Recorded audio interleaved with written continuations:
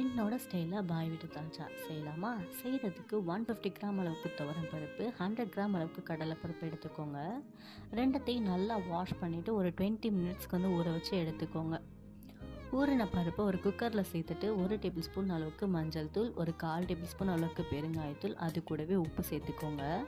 இதுக்கு தேவையான அளவு தண்ணி ஊற்றிட்டு நான் வந்து தக்காளி 4 மீடியம் சைஸ் தக்காளி இந்த மாதிரி நறுக்கி வச்சுருக்கேன், அதையும் சேர்த்துக்கோங்க. இந்த சமயத்தில் உங்களுக்கு மட்டன் போன்ஸ் வேணும் அப்படின்னு நினச்சிங்கன்னா நீங்கள் வந்து சேர்த்துக்கலாம். நான் வந்து இன்றைக்கி மட்டன் போன்ஸ் போடாமல் தான் தால்ச்சா வச்சுருந்தேன். ஒரு 4 விசில் விட்டு எடுத்திங்கன்னா பருப்பு வந்து குக் ஆயிரும். அதை தனியாக எடுத்து வச்சுட்டு இப்போ தாளிப்புக்கு ஒரு பேன் எடுத்து வச்சு அதில் 2 டேபிள் ஸ்பூன் அளவுக்கு எண்ணெய் விட்டுட்டு 2 பச்சை மிளகா, ஒரு கத்து கருவேப்பிலை போட்டு பொரிஞ்சதுக்கு பிறகு நீட்டமாக நறுக்கி வச்சுருக்க வெங்காயத்தை சேர்த்துக்கோங்க. நான் வந்து 2 வெங்காயம் எடுத்துருந்தேன். வெங்காயத்தை நல்லா வதக்குங்க. வெங்காயம் நல்லா வதங்கின பிறகு 2 டேபிள் ஸ்பூன் அளவுக்கு இஞ்சி பூண்டு பேஸ்ட்டு சேர்த்துட்டு இது கூடவே மல்லி புதினா சேர்த்துக்கோங்க, ஒரு கொத்து. நான் வந்து மறந்துட்டேன், லாஸ்ட்டாக தான் சேர்த்துருந்தேன். நீங்கள் வந்து இந்த ஸ்டேஜ்லேயே சேர்த்துக்கோங்க.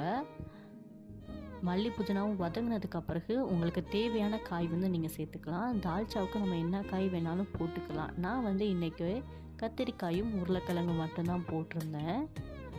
காய் சேர்த்துட்டு காய்க்கு தேவையான உப்பு, கூடவே வந்து 4 டேபிள் ஸ்பூன் அளவுக்கு சாம்பார் தூள் சேர்த்துக்கோங்க. சாம்பார் தூள் இல்லை அப்படின்னா 2 டேபிள் ஸ்பூன் அளவுக்கு மல்லித்தூள், 1 டேபிள் ஸ்பூன் அளவுக்கு மிளகாய் தூள், 1 டேபிள் ஸ்பூன் அளவுக்கு ஜீரகத்தூள், கூடவே கொஞ்சம் 1/4 டேபிள் ஸ்பூன் அளவுக்கு பெருங்காயம் சேர்த்துக்கோங்க.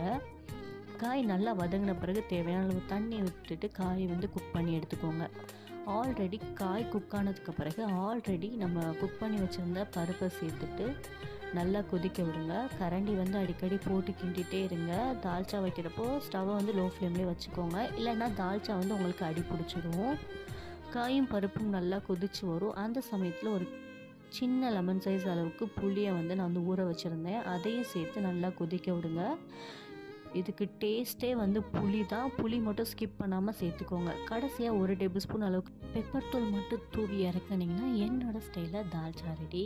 செஞ்சு பார்த்துட்டு எப்படி வந்துச்சு அப்படின்னு சொல்லிட்டு மறக்காம கூட கமெண்ட்ஸில் ஷேர் பண்ணிக்கோங்க. இந்த மாதிரி ரெசிபிஸ் வேணும்னா நம்ம யூடியூப் சேனலை சப்ஸ்கிரைப் பண்ணிக்கோங்க. பாய்.